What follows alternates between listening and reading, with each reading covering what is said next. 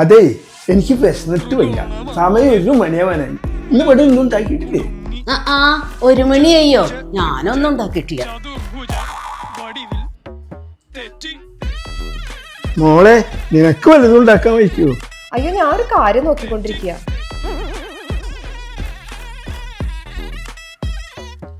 ഓ, നിന്നോട് പറഞ്ഞിട്ട് ഒരു കാര്യമില്ലല്ലോ. അച്ഛൻ എന്തെങ്കിലും പറഞ്ഞോ? ഒന്നുമില്ല.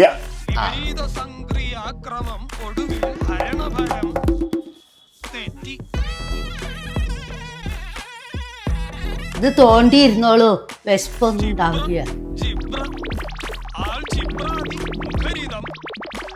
കലനം, സങ്കലനം, വ്യവകലനം എല്ലാം തെറ്റി.